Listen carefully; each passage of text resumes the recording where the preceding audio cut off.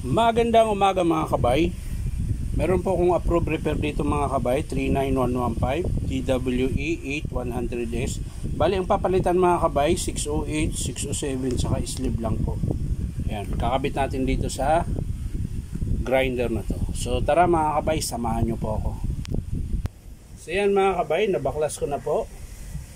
Bali ito po yung papalitan natin. Ayan, bearing tsaka 608, ito yung 607, tapos sleeve. So yan mga kabay, ipipress lang natin.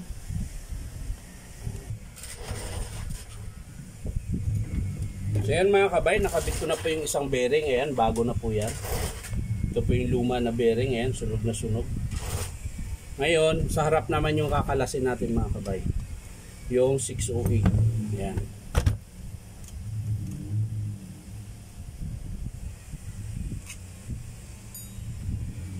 Ayan.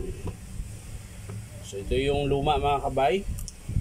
Kagabit ko na yung baffle, planch. Ayan to, 608. Ayan. Tapos balik natin yung pinion mga kabay. Tapos syempre yung nut. Ayan.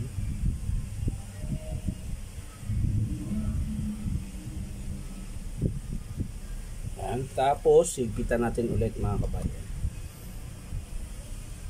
Ayan. Next na mga kabay.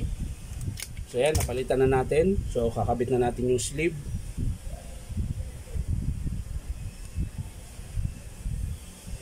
Yan. Yun, ayos na. So salpak na natin mga kabay.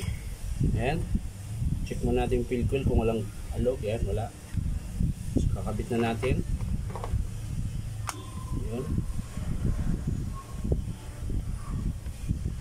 Tapos yung gearbox, yan. Siyempre yung tornilyo, yan. Kakabit natin.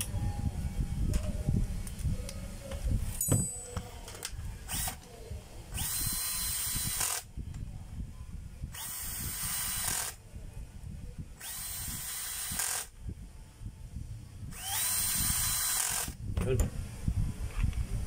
So, balik natin yung carbon niya mga kabay. Ayan. Ayan yung carbon niya mga kabay, mahaba pa. Ayan.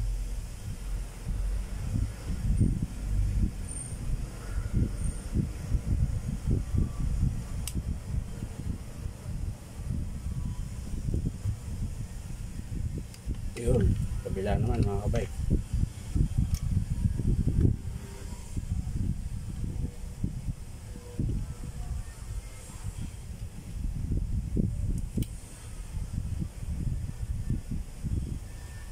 So, yun na.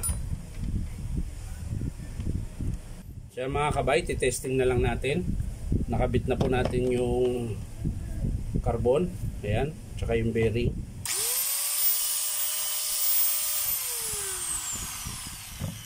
So yan mga kabay, sasara na natin.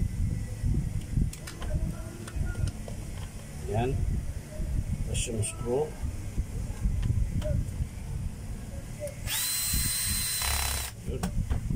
Testing natin ulit.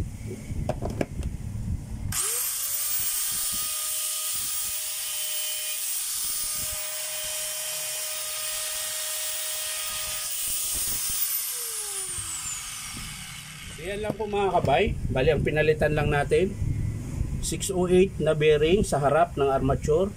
Sa likod naman ng armature, sa may puwitan, ito po yun, 607. Yung sleeve niya mga kabay nalusaw na, kaya wala na po. Ito na lang ang natira. So yan lang mga kabay, maraming salamat.